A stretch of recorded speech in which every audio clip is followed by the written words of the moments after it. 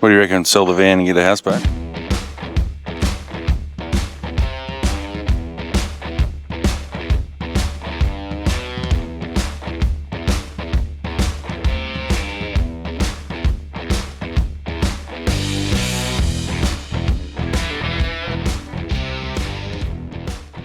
So we're back on the road. We just stopped for some lunch here at the Overland Hotel, which is 30 minutes west if you're a sea captain from Renmark. The Overland Corner Hotel was a lovely venue, really good lunch menu and meals that we got really quickly. They had live music in the beer garden beautiful and green, a little bit of an oasis compared to where we've been stopping lately, so it was nice to see it. And again, it's another one of the claims. It's one of the oldest structures in South Australia. So it was built in 1856. Yeah. So how high on that list do you have to be to claim one of? Could that be the 50,000th oldest structure in? Sure. Or is it the top 50, the top 5? What is the? Anyway, interesting claim to fame. Lovely venue. If you're passing through, make sure you hit them up for a cold bevy or a lunch or a dinner. There is camping, I think free camping out the back of the venue. So look that up on WikiCamps, get some info on that. But yeah, we're not staying there. We're continuing our eastward journey towards home. So see you when I see you.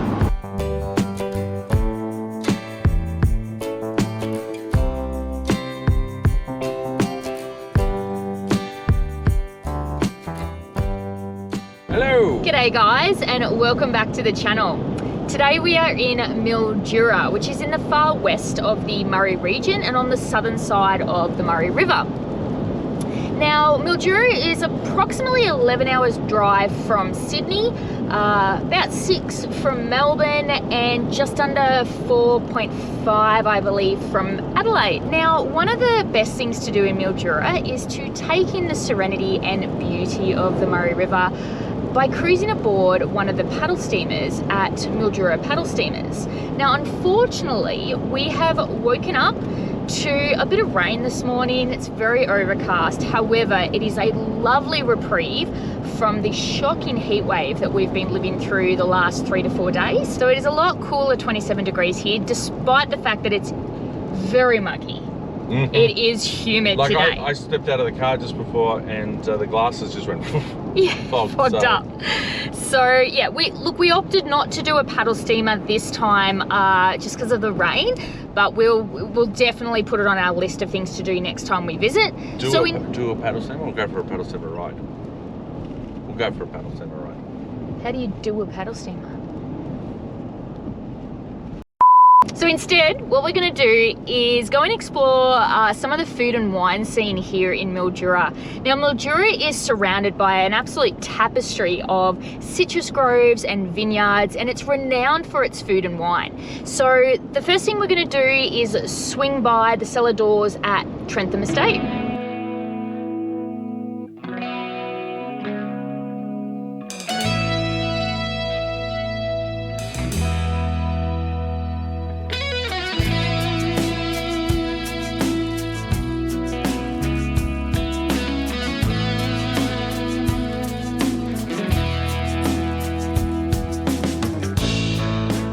What do you reckon? Sell the van and get a houseboat? Hey, it's an option. It's a bit bigger. I don't know if they got the same weight restriction. I just don't know how those ropes go with all the pressure on the side of the boat. They park straight in and the river's going that way, so there's a lot of pressure on the side of the boat pushing it.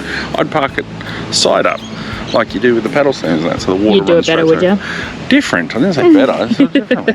We've just finished up at the Trentham Estate, and what a wonderful cellar door experience. My goodness, the staff was so friendly, had so much time for you, despite the fact that they were super busy. The tastings there are free of charge, and you are permitted up to 5 to 6 tastings from their extensive wine list there. Now, the Trentham Estate vineyard there comprises 45 hectares under vine of various age, and the winemaking facility there has expanded from first crush to its boutique style, state-of-the-art facility now that handles something in the realm of 5,000 tons of premium dude varietal fruit each vintage, which is massive. It is one of the best wineries in this Mildura or Murray-Darling region. So next up, the Mildura Brewery. See if it's any good. We'll see. I'll be the judge.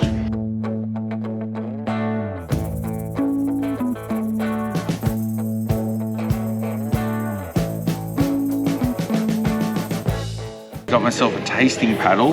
We have a lager, pale ale, blonde ale. It's going to be the first innings, and the second innings we've got a mid-strength and an IPA. We'll probably give that the shell, and then a sour to finish us off. I won't bore you with the details. I'll tell you if any stand out. Life goes on. I could never imagine something better. Yeah. So nearly concluded the tasting paddle here. As you can see, the IPA can go back where it came from. Lovely sour to end the session. But my favourite, as usual, was the lager, followed by the pale ale. So nothing's changed. Copy paste. Yeah. On to the next tourist destination here at Mildura. So I'd just like to take a moment and ask everyone for their prayers and good wishes. Shells behind the wheel for a change. What are you talking about? I'm an awesome driver. I'm an excellent driver. Only time will tell. It's only a 12-minute ride. We should be okay.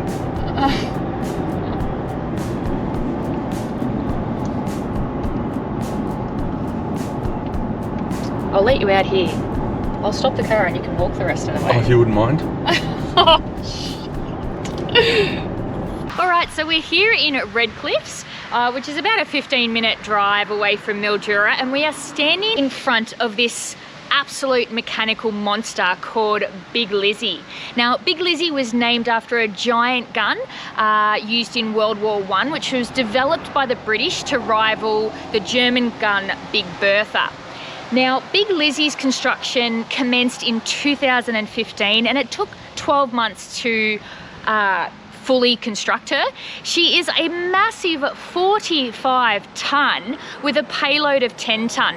Now, she dragged 2 trailers behind her. There's only one here, and each trailer had a 35-ton payload. Now, she ran off a 60 horsepower single-cylinder crude oil engine, which allowed her to get to the top speed of 3.2 kilometres an hour. So she wasn't going anywhere real fast, and she had a turning circle of a whopping 61 metres.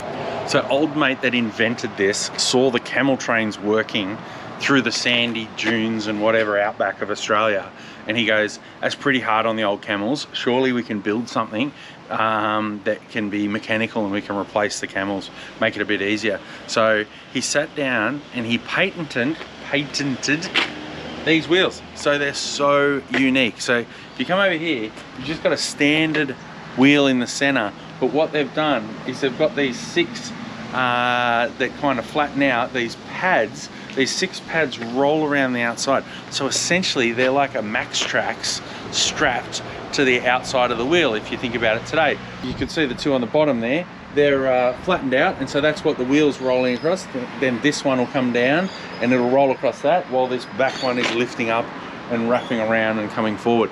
Now, if you look closely, these drive wheels have some tread, just like your old Max Trax do.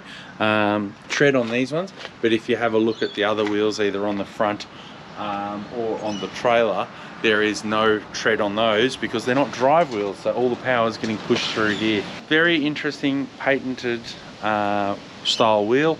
Haven't seen them on any of the Commodores or Toyotas or Fords that are running around Mildura here today, but surely these have been used since, because they're such a unique style. I just haven't seen them before. And that would explain why her turning circle was about 61 metres. Probably, if you look at the front wheel, so the turning circle is so hard, so this wheel needs to turn to give it arc. Can't turn too far because this needs to spin up in here, so it can't go very wide. Can't go very wide, so that notch is cut out of here, so this can go up and around, but yeah, can't spin too far because the wheel's so bloody big. Pretty cool. Second night here at Mildura at the Discovery Park. I can't think of which one this one's called, but it's just over the river from Mildura. I think it's Discovery Parks Riverfront. Yeah, I think you're right. And I don't know what gave that away, but it might be the fact that Big Murray River is right behind us. Possibly. Lovely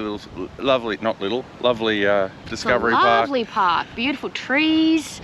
Yeah, good trees, not for your starling, but good trees. You said there's 2 pools? Yeah, I did find a couple of pools. Yeah, 2 pools. Didn't get in. So as you might have seen, the last couple of days have been a bit ratchet with the storms and rain and whatever else, but it has been warm. And then today we woke up, it's about 15 degrees when we woke up, and the wind is still here, so it's quite chilly today. So it's good nice. day to I'll be take moving it. on. Yeah, good day to be moving on and driving. Good travel weather. Not going to be too hot for the car or the wheels or anything like that.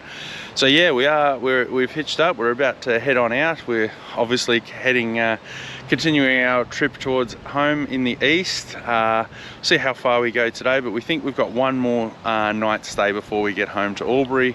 We'll see where that is. Probably going to be somewhere near your Balranald or your Deniliquin areas on the Murray. If you're still watching, thanks for sticking with us as we make this final push home.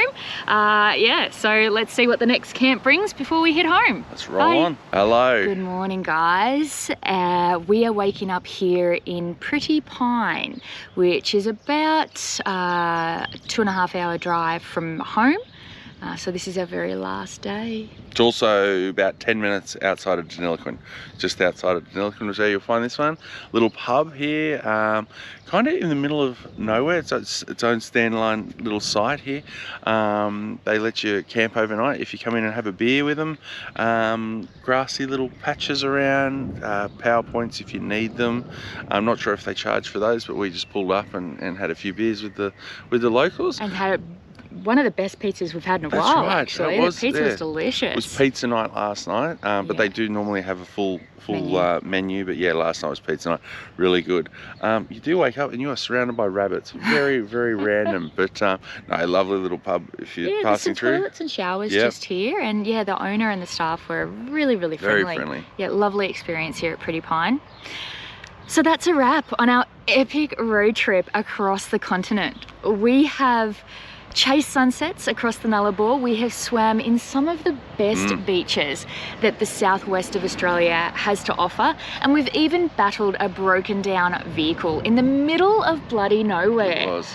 We want to give a massive shout out to all the legends that lent us a helping hand to keep us on the road. Your support and assistance has meant the world to us. It's been a wild ride, but a truly amazing experience. And Ben's done some math and he's calculated the total kilometres that we covered in the driving for this 2-month trip. And he's calculated the total cost in diesel, which, ouch. Yeah. Don't focus too much on that, and it's still a good time. So he's going to pop that up there for you guys. So yeah, thanks again for joining us on this epic adventure. It's been a lot of fun, and catch us next time when we plan to spend a week in Victoria. Now, I don't think we're going to tell you where we're headed just yet. Comment below if you think you can guess what our destination will be. We'll give you one hint. We'll give them one hint. Okay, it's close to the ocean because I might try fishing again. Wow, catch another squid. That narrows it down. The ocean in Victoria. Guess where we're going. Have a guess. Yeah. Let us know. Until then, stay safe, keep adventuring, and happy vacationing, guys. Bye. See ya.